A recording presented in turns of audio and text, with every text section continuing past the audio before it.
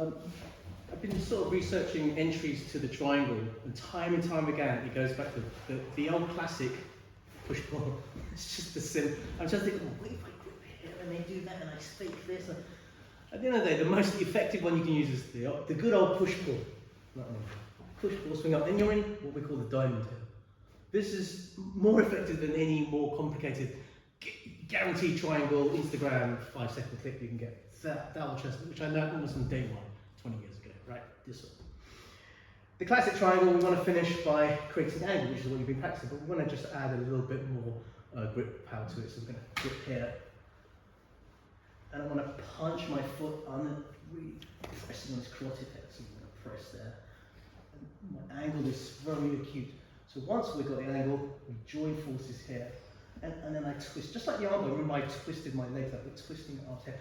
And the hips go high. Again, so many similarities with the arm bar mechanics. Hips go high, and then we're here. And then there's the bonus of an arm.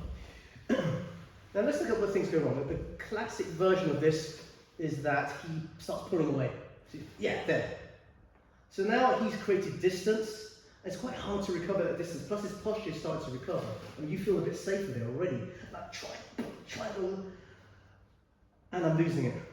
But we have the arm here. So if you have the arm here, you can raise it for the arm bar. What I saw in some MMA clips, people would just stand up from this. So if you stand up from there, he's got the triangle, you can get the arm bar out here. Okay, it's not very pleasant on my neck. Plus there could be punches, but with gloves on, they'll get the arm bar.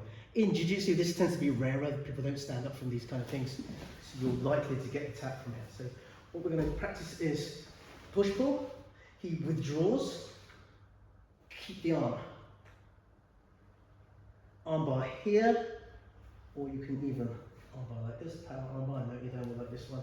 If he starts bending his arm, you can crank it for an Americana, okay? And of course, last but not least, the old-fashioned arm bar where you pop there, but this is without his arm in between, you've only got this. So normally, if you recall, the normal arm bar, I'd be under here, with this one, I don't have time for that. Both are on the back of the neck, and so we're pumping it on the head. So I'll do this sideways so you can see. This is the video, let's see if I can get a sideways view. Good old push-pull.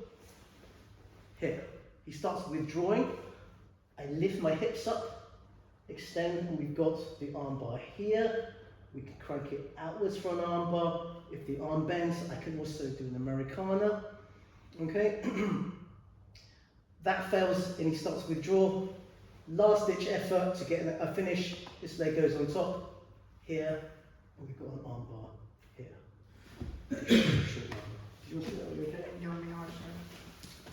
I didn't hear that. On me hard, go on me hard.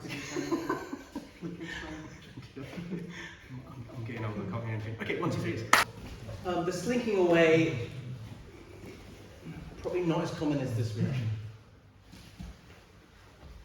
Is the stacking. So he comes into me and then, so my knees are right over my head. That's stacking. This is horrible. Okay, and then he walks around this way. There you go, and then here. So that's a legitimate way to pass the triangle. This is what we teach. One of the ones we teach. So if you do triangles, you have to be acutely aware that this is going to happen to you. You almost have to predict that it's going to happen. So a couple of very simple measures to deal with that. As he stacks you, we're bracing and we're shoulder walking. This is the simplest thing you can do. And what happens is that as you create space, he can't stack you, but he keeps trying to stack you, and then he brings you further into the mire, so to speak. He kind of sets himself up for a bigger hole to fall into. Does that make sense? Yeah? I'll show you from sideways, you might be able to see it sideways. It's something you do have to practice, unfortunately. So we're here, and he starts stacking you, pushing here, and then we're here. So you kind of, it's a lot of things going on in once. But all you're doing is tightening up the triangle, but you need to create shoulder walking distance with which to get the triangle. So that's one example.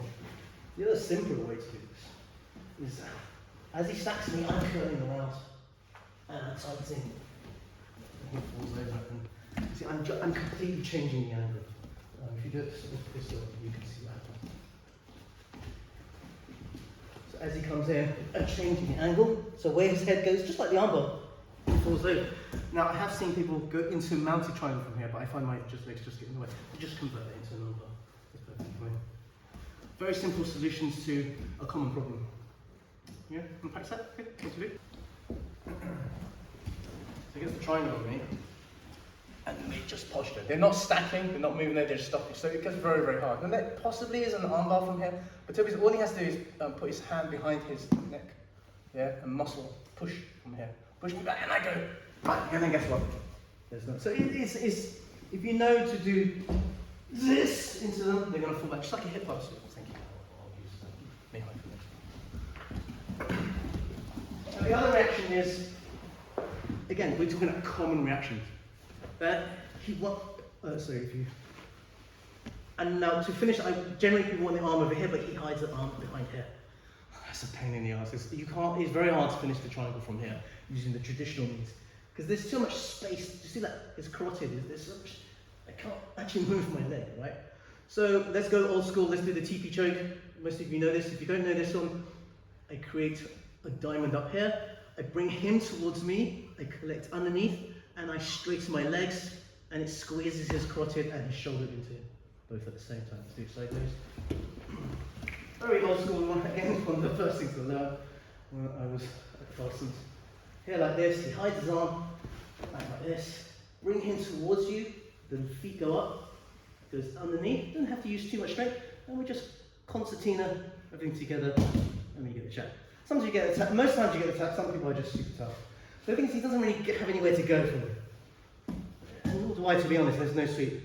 So what happens is he'll fight out, he doesn't like this back, we go for the normal triangle, and we get the arm out like this. The other thing we can do from there, probably better no-gi. Full disclosure, this is a new technique for me. He hides his arm. We're going to do the reverse triangle here, but you have to drop this one down here to make work. Yeah, it was better than before. It's still a work in progress for me, and I'm not very good at it. And it is better in no-gi because you have less friction. If you know it, practice it. If not, do the first one, and then we'll call it there and do some sparring. Okay, 1, 2, 3, let's go.